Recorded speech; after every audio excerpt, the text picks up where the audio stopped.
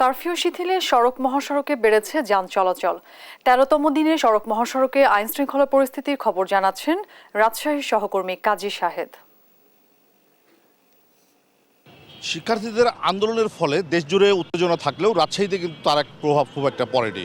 বিচ্ছিন্ন কিছু ঘটনা ঘটেছিল, এরপরে কারফিউ জারির পর রাজশাহীর পরিবেশ যে শান্তিপূর্ণ ছিল সেটি কিন্তু এখনও অব্যাহত আছে এবং আইনশৃঙ্খলা পরিস্থিতি এখন পর্যন্ত রাজশাহীতে স্বাভাবিক। কারফিউ ধীরে ধীরে যে শিথিল হয়ে আসছে তার ফলে জনজীবন যে স্বাভাবিক হয়ে আসছে তার একটি চিত্র যদি আমরা ক্যামেরার চোখে দেখানোর চেষ্টা করি।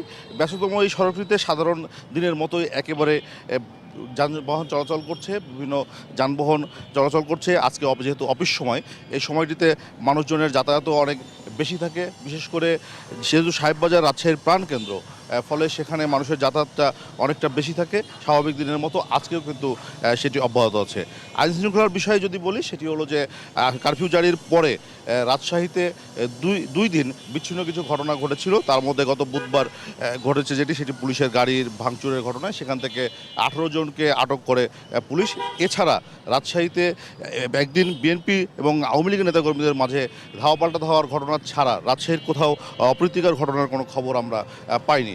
আইনশৃঙ্খলা বাহিনীর যে কঠোর অবস্থান, সেটির কারণে কিছুটা একেবারে শিথিল অবস্থা ছিল এবং সেই শিথিলতা এখন পর্যন্ত আছে। স্বাভাবিক জীবনে মানুষের যে ফেরার তাগিদ, সেটিও আমরা লক্ষ্য করেছি। কারফিউ যে সময়সূচিটি ছিল সেটিও কিন্তু শিথিলতার সময়টি বাড়ানো হয়েছে। আগে যেটি রাত 8টা পর্যন্ত ছিল, সেটি আমরা গতকাল থেকে যেটি জেলা প্রশাসনের পক্ষ থেকে জানানো হয়েছে যে সকাল 8টা থেকে সেটি রাত 9টা পর্যন্ত থাকবে। জেলা প্রশাসন যেটি জানিয়েছে, এভাবেই ধীরে ধীরে কারফিউ শিথিলতার সময়টি বাড়ানো হবে এবং নাগরিকরা যাতে তাদের স্বাভাবিক জীবনে ফিরতে পারেন সেজন্য যে উদ্যোগগুলি প্রশাসনের পক্ষ থেকে নেওয়া দরকার সেটি নেওয়া হচ্ছে।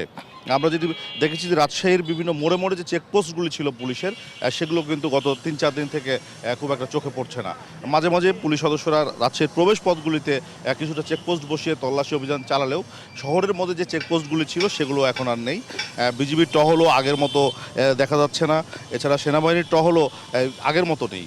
বলা যায় যে রাজশাহীর পরিবেশ একেবারেই শান্ত আছে এবং স্বাভাবিক আছে। আইনশৃঙ্খলা পরিস্থিতির যে চিত্র সেটিও একেবারে স্বাভাবিক দিনের মতোই।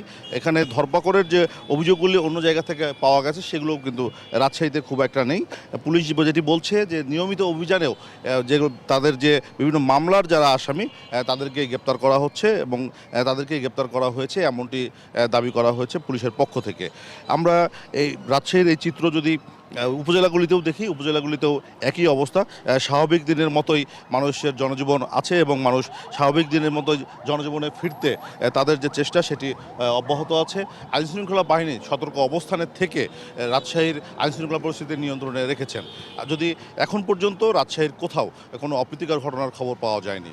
এছাড়া রাজশাহী থেকে আজকে 2টি ট্রেন তাদের গন্তব্যে ছেড়ে গেছে স্বল্প দূরত্বে, একটি রাজশাহী রহনপুর এবং আরেকটি ট্রেন যেটি লালমনিরহাটের উদ্দেশ্যে। তো এই ছিল রাজশাহী থেকে আমার কাছে সর্বশেষ।